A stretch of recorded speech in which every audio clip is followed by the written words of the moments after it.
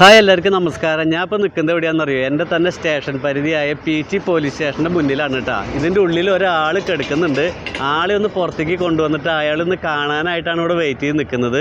എൻ്റെ വീഡിയോയ്ക്ക് അടിയിൽ വരുന്ന നെഗറ്റീവ് കമൻസുകളൊന്നും ഞാൻ മൈൻഡ് ചെയ്യാറില്ല കേട്ടോ. കാരണം എന്താണെന്ന് വെച്ച് കഴിഞ്ഞാൽ അതിൽ അവർക്ക് വ്യക്തിപരമായിട്ടുള്ള അഭിപ്രായങ്ങൾ എഴുതാനുള്ള സ്വാതന്ത്ര്യം കൊടുത്തിട്ടുണ്ട്. പക്ഷേ ഈ കഴിഞ്ഞ ദിവസം നവംബർ 4-ം തീയതി മോളുടെ ബർത്ത്ഡേ ആയിരുന്നു. 3-ം തീയതി ഞാനും പൊന്നൂസും കൂടിയിട്ട് ഞങ്ങൾ വയനാട്ടിൽ പോയി റീൽ ചെയ്തു. അതെന്താ പറയുക, ഇങ്ങനെ ഒരു ഈ കമ്മട്ടിയുടെ പശ അങ്ങനെ പൊട്ടിക്കുക ഊതുന്നൊരു സംഭവമാണ്.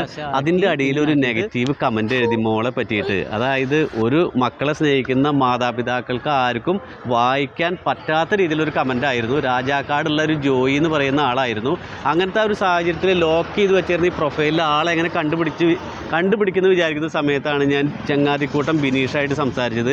ബിനീഷ് വീഡിയോ ഇട്ട് കഴിഞ്ഞതിന് ശേഷം 7-ാമത്തെ മിനിറ്റിൽ ഇയാളുടെ ഫുൾ ഡീറ്റെയിൽ നമുക്ക് കിട്ടി. അങ്ങനെ പീച്ചി പോലീസ് കേസെടുത്തു, FIR ഇട്ടു.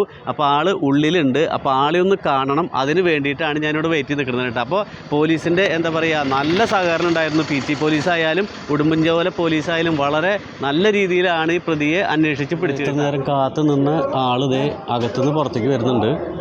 അപ്പോൾ ഇതാണ് ആ കമൻ്റ് ഇട്ട വ്യക്തി.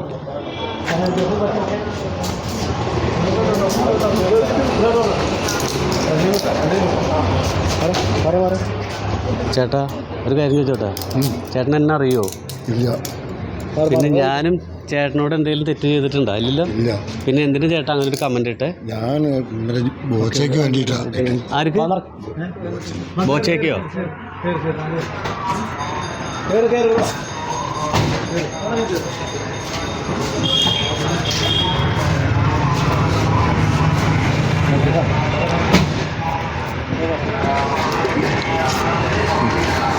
അപ്പോൾ ഇനി കേസ് നടപടികളും എങ്ങനെയാണെന്ന് നമുക്ക് കൃത്യമായിട്ട് അറിയില്ല. ഏതൊക്കെ വകുപ്പുകൾ പോക്സോ ചുമത്തിയിട്ടുണ്ട്. കാരണം എന്ന് വെച്ച് കഴിഞ്ഞാൽ മാനസികമായിട്ട് എനിക്ക് ഭയങ്കര വിഷമമായതുകൊണ്ടാണ് ഇങ്ങനൊരു വീഡിയോ. കാരണം ഒരു ദിവസം ഞാൻ നിന്നൊരു സെൽഫി എടുക്കുന്ന സമയത്ത് പറയുകയാണ്, പപ്പ വേണ്ട പപ്പ, എനിക്ക് പേടിയാവണു എന്ന് പറയുകയാണ്. കാരണം ഞാനിതിങ്ങനെ ഫേസ്ബുക്കിലിട്ട് അടുത്ത കമൻറ്റ് വരുമെന്നുള്ള പേടിച്ചിട്ടാണ്. അപ്പോൾ ഇത് ചില ആളുകൾക്ക് ഒരു പാടാവാൻ വേണ്ടിയിട്ടാണ്. കാരണം എന്ന് വെച്ച് കഴിഞ്ഞാൽ ഈ വീഡിയോയിൽ ഇതേപോലെയുള്ള ആളുകൾ എഴുതി കൂട്ടി വയ്ക്കുന്ന അത്ര വൃത്തികേടൊന്നും നമ്മളെപ്പോലുള്ള വ്ളോഗർമാർ ചെയ്ത് കൂട്ടില്ല. അപ്പോൾ അതുകൊണ്ട് തന്നെ നമുക്ക് യാതൊരു വിഷമവും ഇല്ല കേട്ടോ.